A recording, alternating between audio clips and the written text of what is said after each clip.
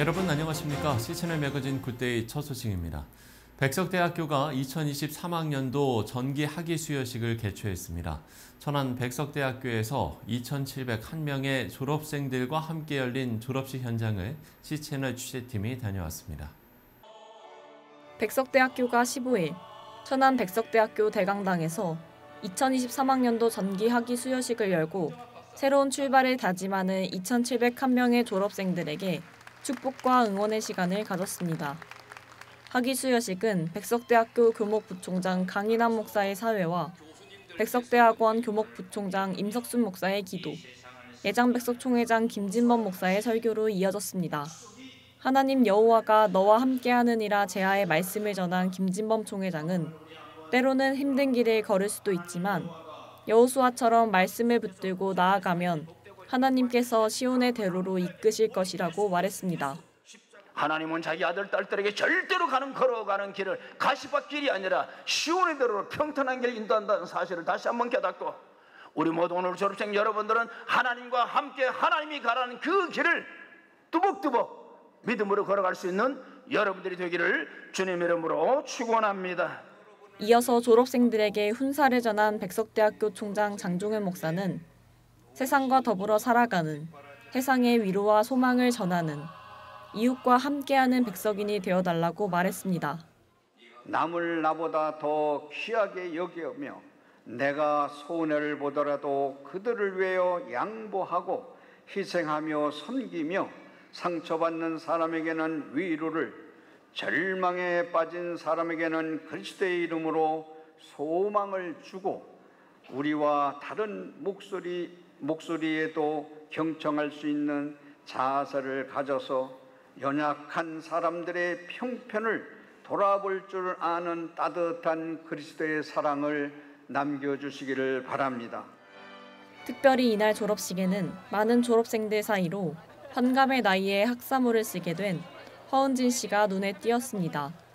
적지 않은 나이에도 젊은 친구들과 함께 공부하며 우수한 학점으로 기독교학부 상담학 전공과정을 무사히 마쳤기 때문입니다. 사랑도 방법이 필요하다는 생각을 하게 됐어요. 그래서 상담을 공부하게 되었고 이제는 또 하나님의 사랑, 그 위에 또 배운 상담을 통해서 그들과 함께 웃고 함께 우는 하나님의 뜻을 이루어 나가는 상담사가 되겠습니다. 주님 보내시는 곳에서 착하고 충성된 종으로 충성하겠습니다. 한편 백석대학교는 올해 학사 학위 2,272명을 비롯해 석사 323명, 박사 51명, 명예박사 1명과 실천신학대학원 ATA 과정 54명의 졸업생을 배출했습니다. 시채널 뉴스 김지윤입니다. 제256차 한국교회 군선교 연합 조찬 예배가 지난 14일 여전도 회관 리루이시 홀에서 열렸습니다. 한국기독교 군선교연합회와 예장통합총회가 주관해서 한 영혼을 그리스도께로 100만 장병을 한국교회로라는 주제로 드려진 이번 조찬 예배는 대한예수교장로회 통합총회장 김희식 목사가 내 증인이 되리라란 제목으로 말씀을 전했습니다. 김희식 목사는 부모의 심정으로 병사들을 위해 증인이 돼야 한다며 증인이 될 때 한국교회에 희망이 있다고 강조했습니다. 우리가 어머니, 아버지의 심정으로 그 죽어가는 병사들, 지옥 불못을 향해 떨어져 죽어가는 그 병사들을 위해서 주님의 증인이 되어야 할 줄로 믿습니다. 우리가 힘을 쏟아서 군성교회 주님이 증인이 될 때 우리 한국교회 내일의 희망이 있는 줄 확실히 믿습니다. 이어서 열린 비전 2030 실천운동 공동기도 시간에는 공동기도문 낭독 순서와 청년을 살리는 군선교의 비전과 부흥을 위해서 참석자들이 함께 기도하는 시간을 가졌습니다. 감리교 신학대학교가 2월 15일부터 16일까지 목회자 임파워먼트 세미나 루아흐를 개최했습니다. 감리교 신학대학교 중강당에서 열린 개배 예배에는 감신대 유경동 총장이 성령이란 제목으로 설교를 전했고 이어진 특강 순서에는 감신대 권진숙 교수가 목회자 탈진과 자기 돌봄을 주제로 목회자의 스트레스 관리에 대해서 설명했습니다. 참가자들은 세미나 기간 다양한 기도처에서 자신만의 기도의 시간을 갖고 비블리오 드라마 워크숍과 미디어 목회 등 다양한 강의를 통해 목회자 역량 강화 시간을 가졌습니다.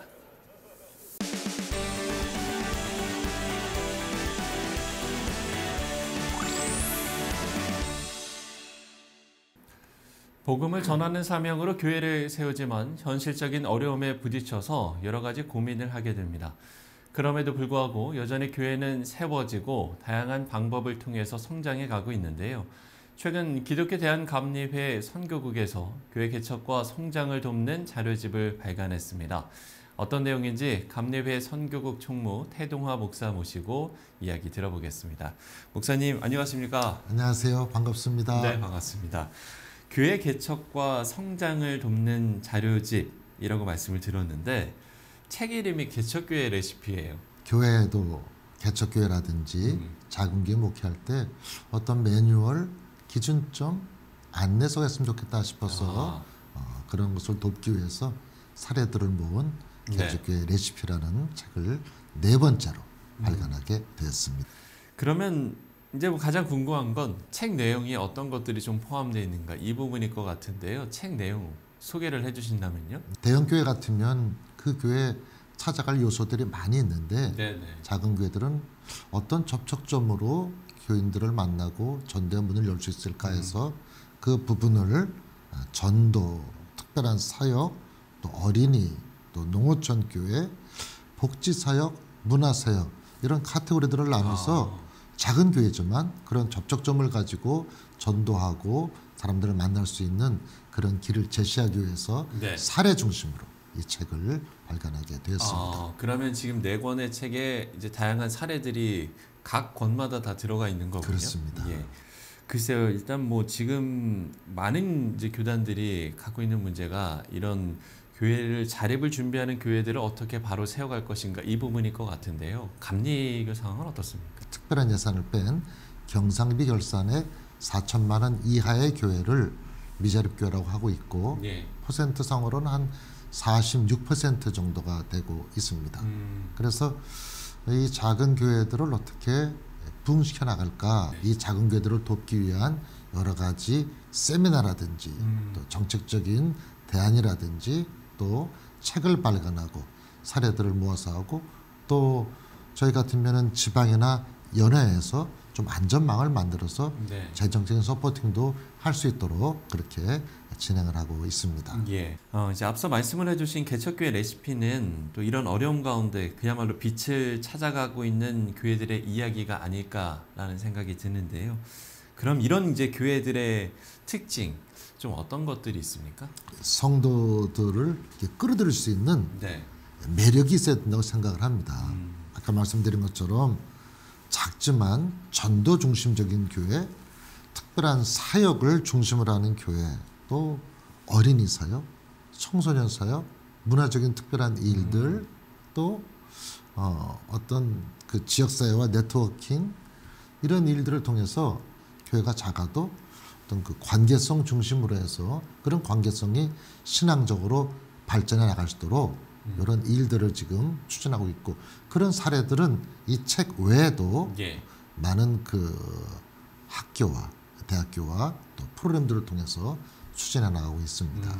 특히나 소개해 주실 뭐 사례 같은 것들이 있습니까? 문화사역이라든지 어린이 사역, 그래서 지역과 함께하는 그런 일들을 하는 곳이 많이 있고 농촌 지역에서는 예. 교회가 목회만이 아니라 그 지역 사람들 전체를 대상으로 교인 대상의 목회가 아니라 마을 대상의 목회라는 그런 일들도 저희들이 사례를 개발하고 그런 일들을 추진하고 있습니다. 네, 그러니까 이제 말씀을 좀 정리를 해보면 말 그대로 이제 그 지역의 특징을 이제 잘 찾아내고 그에 맞는 이제 교회 모습을 찾아가는 게 이제 상당히 이제 중요할 것 같다. 이런 좀 네, 이렇게 좀 정리를 해볼 수가 있을 것 같은데요. 그러면 교회 개척에 있어서 가장 중요한 요소라고 해야 될까요? 뭘 좀 꼽아주시겠습니까? 최근에는 신학대학에 지원하는 학생들의 수가 현저하게 줄어들었습니다. 그렇죠. 지금은 수요와 공급에서 아직까지는 수요에 비해서 공급이 모자라지는 않는데 네네. 이게 앞으로 좀 더 어려워질 그런 상황이 예견되고 있습니다. 그래서 신학대학에 많이 오도록 하는 이제 그런 일들, 그리고 신학대학에서 좀 실제적인 목회를 준비하도록 돕고, 그리고 또 이런 사례들을 가지고 신학대학에서 학문적인 것뿐만 아니라 실제적인 목회를 준비하는 이런 일들에 치중을 하고 있고, 농촌 지역이라든지 어떤 문화사역, 또 이제 선교의 지경이 넓어지고 있기 때문에 어떤 사회 선교 분야에도 이 사람들이 준비해서 나갈 수 있도록 그런 길들을 열어가고 좀 모색하고 있습니다. 예. 이제 말씀 중간중간에 좀 이야기를 해주신 것 같은데요. 교단 차원에서도 어쨌든 이런 교회 개척 지원을 위한 여러 가지 좀 노력들을 하고 있을 것 같습니다. 이 부분에 대해서 지금 이제 자세하게 설명을 해주신다면요. 교회를 개척한다면 어떤 목회 비전을 가지고 목회를 준비해야 될까? 네. 또 교회 목회 지역을 선정하는 것은 어떻게 해야 될까? 또 어떻게 창년 예배를 준비하고 그 교회가 어떤 비전을 가지고 어떤 사명 선언문 속에서 목회를 열어나갈까? 이런 것들을 좀 준비시키는 그런 프로그램들을 하고 있고, 또 기존의 목회자들 중에 좀 탈진하고 번아웃되는, 특히 이런 부분은 작은 교회가 더 많죠. 이제 그런 분들에 대해서 재개척 학교라고 다시 한번 초심을 잃지 않고 할 수 있는 그런 프로그램들, 그런 세미나들도 진행을 하고 있습니다. 자, 이런 뭐 교단 차원에서의 노력, 올해 2024년에도 계속 좀 진행되었으면 하는 바람을 가져보는데요. 그럼 이제 우리가 함께 기도해야 할 것들이 있지 않겠습니까? 마지막으로 좀 기도 제목을 나눠주신다면요. 네. 요즘 기독교 신자가 점점 줄어들고 있고, 비단 이 부분은 기독교만이 아니라 종교 인구 전체적으로 줄어들고 있습니다. 그렇죠. 그런 속에서 기독교가, 또 교회들이 대사회적인 신뢰도를 회복하는 일, 그리고 또 선교 초기에 선교적인 그 선교사들의 그 초심을 회복하고, 또 사회적인 이슈에 대해서도 환경 문제라든지 인구 문제라든지 이런 부분에 대해서 교회가 사회적인 어떤 그 어젠다를 선도적으로 이끌어가는 그런 교회가 될 수 있기를 기도하고 싶습니다. 예. 대사회적으로 교회가 신뢰도를 회복할 수 있고, 또 그러기 위해서는 우리가 사회적 이슈들에 관심을 갖고 또 기도를 해야 되겠다라는 말씀을 해주셨습니다. 자, 지금까지 기독교 대한감리회 선교국 총무 태동화 목사와 이야기 나눠봤습니다. 목사님, 오늘 말씀 고맙습니다. 감사합니다.